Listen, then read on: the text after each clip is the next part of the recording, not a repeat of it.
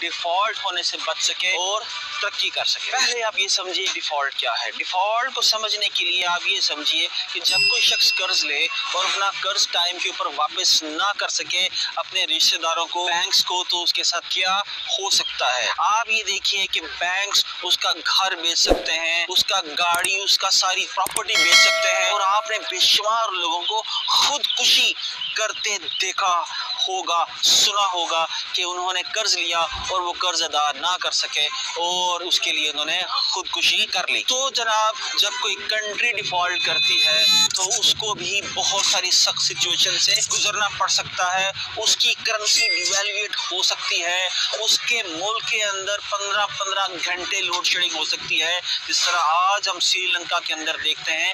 क्योंकि उनके पास पैसे नहीं है फर्नेस ऑयल खरीदने के, वहां पर बच्चों के एग्जाम्स नहीं लिए जा सके क्योंकि गवर्नमेंट के पास पैसे नहीं है पेपर खरीदने के। श्रीलंका को अपने प्लेन्स पाकिस्तान को देने पड़ते हैं क्योंकि श्रीलंका के पास पैसे नहीं है किस देने के लिए। श्रीलंका को अपनी सबसे अहम पोर्ट जो उनके लिए हर लिहाज से अहम है वो पूरी की पूरी चाइना को गिरवी रखनी पड़ती है 99 ईयर्स के लिए। ये है डिफॉल्ट के नुकसानात। तो हमें ये समझना है कि पाकिस्तान किस तरह से डिफॉल्ट से बच सकता है, कौन सी ऐसी गलतियां थी जो श्रीलंका ने की और पाकिस्तान को बहैसियत हम सबको कौम को उससे इज्तनाब करना है। श्रीलंका के अंदर 20 साल खाना जंगी लगी। क्या आज पाकिस्तान के बहुत सारे हिस्सों में खाना जंगी नहीं लगी रही? कराची के अंदर हम लोग रेंजर्स देखते हैं, अपर बेल्ट के अंदर बहुत साल खाना जंगी लगी रही। हम लोग अमेरिकन वार का हिस्सा बने रहे, हमने उसके लिए $70 बिलियन का नुकसान किया। पराई जंग के अंदर हमने अपने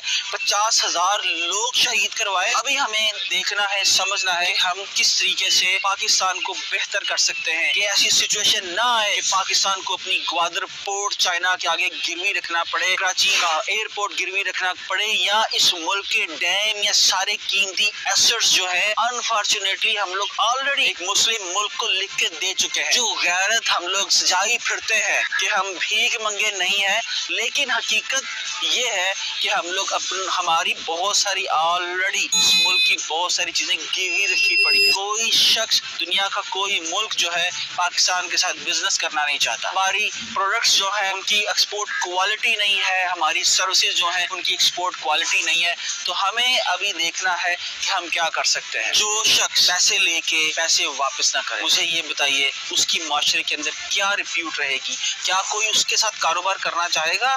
क्या उसके साथ कोई रिश्ता करना चाहेगा? क्या कोई उसके साथ लेन देन करना चाहेगा? क्या कोई उसको सोसाइटी के अंदर इज्जत की निगाह से देखना चाहेगा? ये वो कुछ सवालात हैं जिन्हें हमें समझना है। तो क्वेश्चन ये है कि एक मुसलमान कैसे डिफॉल्ट कर सकता है, एक मुसलमान कैसे किसी के पैसे मार सकता है। यही वजह है जो जिन कंट्रीज ने डिफॉल्ट किया उनके अंदर आप बहुत कम किसी मुसलमान मुल्क का नाम देखोगे। अगर आपने किसी को देखना है, किसी कंट्री को समझना है कि क्या वो डिफॉल्ट के करीब जा रहा है, तो करेंसी बहुत सारे इंडिकेटर्स में से एक बड़ा मेजर इंडिकेटर है। जब आपकी करेंसी उसकी डिक्लाइन, उसकी वैल्यू के अंदर शुरू हो, तो वो जो डिक्लाइन है वो जाहिर करता है कि उस कंट्री की इंपोर्ट बहुत ज्यादा है और एक्सपोर्ट बहुत कम।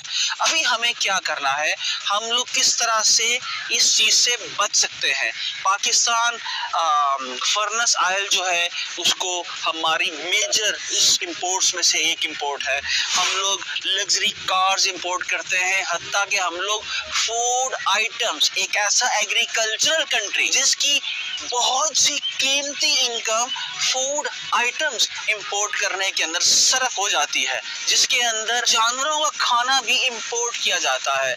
तो क्यों ना हम लोग डिफॉल्ट की तरफ बढ़े। तो हमें अब क्या करना है, हमें इस मुल्क को चलाने के लिए ऐसी पॉलिसीज बिल्ड करनी है जिससे हमारी इनकम बढ़ सके और हमारा एक्सपेंस कम हो सके। हमें ऐसे काबिल लोग चाहिए, हर फील्ड के अंदर ऐसे काबिल लोग चाहिए जो इस मुल्क के अंदर सनत को, इस मुल्क के अंदर कारोबार को तरवीज दे, जिससे मुल्क की एक्सपोर्ट बढ़े, हम पूरी दुनिया की फूड की ज़रूरियात पूरी करें, पूरी दुनिया की इंडस्ट्री की ज़रूरियात पूरी करें, अपने मुल्क में रहते हुए पूरी दुनिया के अंदर एक्सपोर्ट करें। तो पाकिस्तान को अगर हमने डिफ़ॉल्ट से बचाना है तो सबसे पहला काम जो हमें करना है, हमें हर लग्जरी आइटम की इंपोर्ट बंद करनी पड़ेगी और हमें अपनी एक्सपोर्ट बढ़ानी पड़ेगी। और मैं ये समझता हूँ अगर हम इंडस्ट्रियलाइजेशन की बात करें तो आपको 5 से 10 साल चाहिए हैं किसी मुल्क में इंडस्ट्री लगा के उसको एक्सपोर्ट करने के लिए, पैसा कमाने के लिए। हमारे पास इतना टाइम नहीं, हमें अब क्या करना है। तो इसी तरह से जैसे किसी घर के अंदर ऐसी सिचुएशन पेश आए तो घर के हर शख्स को एक्टिव हो जाना चाहिए, समझ लेना चाहिए कि उसको क्या कंट्रीब्यूट करना है और वो कंट्रीब्यूट किस हद तक कर सकता है, सिर्फ अपने आप को अलाइन करके। लेकिन बदकिस्मती से आज पाकिस्तान के अंदर हर शख्स ये बोल रहा है कि तबाही के जिम्मेदार तुम हो, तबाही के जिम्मेदार तुम। 12-12 घंटे इंडिविजुअल्स क्या, जवान क्या, बूढ़े क्या, टीवी के ऊपर बैठे पॉलिटिकल तमाशा देख रहे हैं। अगर वो जिम्मेदार है इस मुल्क की तबाही के, तो उससे ज्यादा आप जिम्मेदार हो। आपने इस मुल्क की तरक्की के लिए, इस मुल्क की एक्सपोर्ट बढ़ाने के लिए क्या किया? हमें स्किल्स सीखनी है, ऐसी स्किल्स जो इमीडिएटली पूरी दुनिया के अंदर इन डिमांड हैं, जिनमें से मैं अक्सर बात करता हूँ। आप गूगल एडवर्ड्स सीखो, आप एसईओ सीखो, आप सोशल मीडिया मार्केटिंग सीखो। As overall you have to become the top digital marketing expert. आपको ई कॉमर्स सीखनी है, आपको एआई सीखनी है, आपको प्रोग्रामिंग सीखनी है, आपको गेम डेवलपमेंट सीखनी है। तो 6 माह के से 1 साल के अंदर में आप अपने इस माइंड को रीवायर्ड कर सकते हो, इसके अंदर नए न्यूरॉन्स बिल्ड कर सकते हो, ऐसे न्यूरॉन्स जो आपको और इस मुल्क को कामयाबी की तरफ गामजन कर सके। तो जनाब आइए पाकिस्तान में रहिए, पूरी दुनिया के अंदर, पूरी दुनिया के मुल्कों की तरफ देखिए कि वहाँ पर क्या क्या बिकता है, लोगों की किन चीज़ों की डिमांड है। हमारी total export unfortunately 20-22 billion dollars है और इंडिया सिर्फ आईटी और बीपीओ सर्विसेज से 82 बिलियंस ऑफ डॉलर जो है उसकी एक्सपोर्ट है। पाकिस्तान की टोटल एक्सपोर्ट 20 से 22 बिलियन डॉलर और इंडिया की सिर्फ बीपीओ की एक्सपोर्ट 82 बिलियन डॉलर। ये है वो कंट्री जो सिर्फ हमारे नेबर्स में खुदा ने फरमाया जहाँ से आपको अच्छी सलाह मिले ले लो। तो हमें देखना है कि हमारा एक नेबरिंग कंट्री किस तरह से उसने एक्सेल किया। तो आप दुनिया के जदीद अलूम सीखिए, 20 साल पुराना सिलेबस मत पढ़िए जो इंडस्ट्रियल एज की रिक्वायरमेंट्स के मुताबिक बनाया गया।